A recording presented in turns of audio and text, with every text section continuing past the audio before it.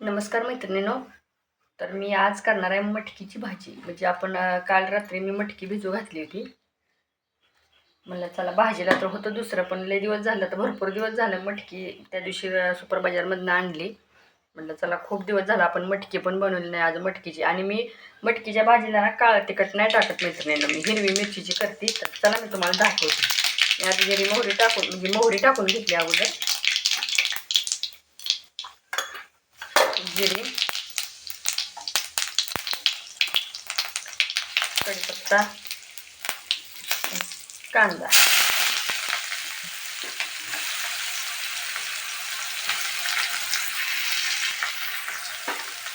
मी यामध्ये घेतले टोमॅटो टाकून, कारण कांदा खूप असा लालसर भाजला की त्यामध्ये टोमॅटो टाकलेली.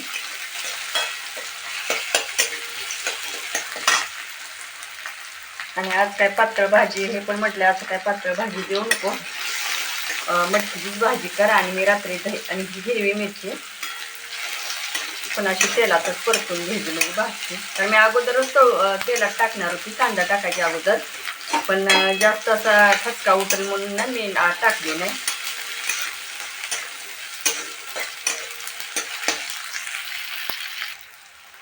आणि ही लसूण, आलं, कोथिंबीर आणि थोडंसं खोबरं. आता तुम्ही म्हणणार खोबरं टाकतेस का? थोडंसं बी टाकते, कारण मी शेंगदाण्याचं कूट कुठल्या भाजीला जास्त टाकतच नाही.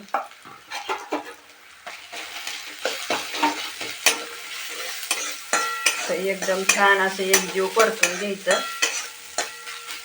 थोडंसं तेल सुटेपर्यंत ह्यात थोडीशी हळद टाकायची, थोडंसं मीठ,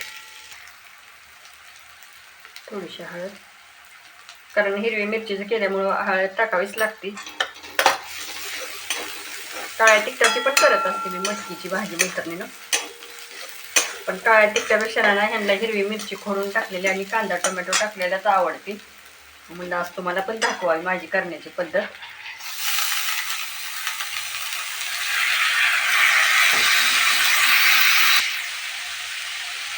थोडंसं मीठ टाकून घेते, कारण ते पेस्ट लसूण खोबऱ्याची यात काय मी मीठ टाकत नाही, वरूनच टाकत असते. तुम्हाला पाहिजे तेवढं टाकायचं आपल्या चवीनुसार.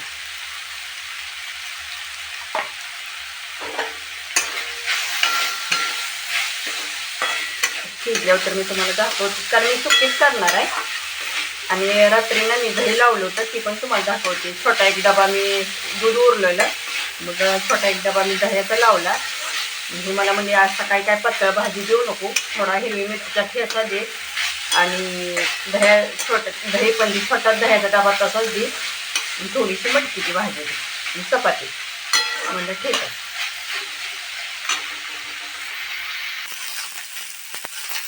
मी ते घरायला हिरवी मिरचीचा ठेचा करून, कारण काल रात्री केला तर नाही, मला माहिती होतं त्यांनी सकाळी मागच्याला, पण मला म्हणलं जाऊ दे एखाद्या वेळेस मटकीची उसळ आणि दही आहे म्हणल्यावर काय. पण आता सकाळी मला म्हणले की थोडासा खरा ठेचा पण दे, नाहीतर मिरची तर तळून दे म्हणले होते. म्हणलं त्याला थोडासा ठेचाच करावा. मिरची तळून म्हणजे मिरची तळून त्यात कूट मीठ भरून मिरची तेलात परतून दे म्हणले, त्याचे तळून तशी पण आवडते त्यांना. पण म्हणलं थोडासा करावा, कारण ठेचा त्या मिरचीपेक्षा ठेचा केलेला राहतो. मिरची भाजत आली की मी लसूण टाकत असते, थोडासा तेलातच टाकून घेत असते मित्रांनो. आणि ह्यात म्हणजे आता भाजत आल्यानंतर शेंगदाणे पण ह्यातच टाकत असते. आणि मग नंतर थोडंसं मीठ जिरे टाकून, जिरे मी तेलात कधीच टाकत नाही, अशी वरनं टाकत असते कच्ची, म्हणजे त्याला वास पण राहतो आणि खायला पण चांगली लागते.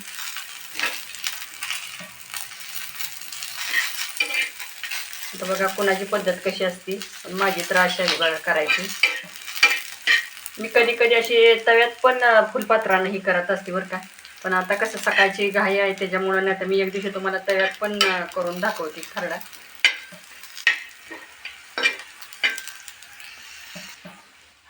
हे असं ह्यात शेंगदाणे टाकून घेत असते.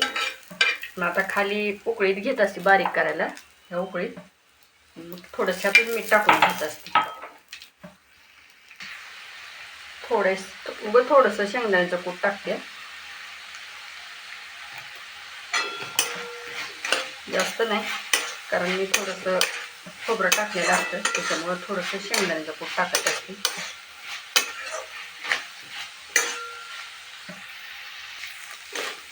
थोडीशी कोथिंबीर टाकून घेते मैत्रिणीनं. झाली भाजी. बघा इथं मी दही, छोटा डबा रात्री मी दही लावलं होतं. आणि आता घेते चपात्या करून. झाल्या मैत्रिणीनं चपात्या पण डब्यापुरत्या. झाली शेवटची चपाती आणि डबाच झाला मैत्रिणीनं. मला नक्की सांगा की मी आज सकाळी मटकीची भाजी केलेली तुम्हाला कशी वाटली कमेंटमध्ये. तुम्हाला जर माझा व्हिडिओ आवडला असेल ना तर जरूर सबस्क्राईब करा, लाईक करा, कमेंट करा, शेअर करा. धन्यवाद.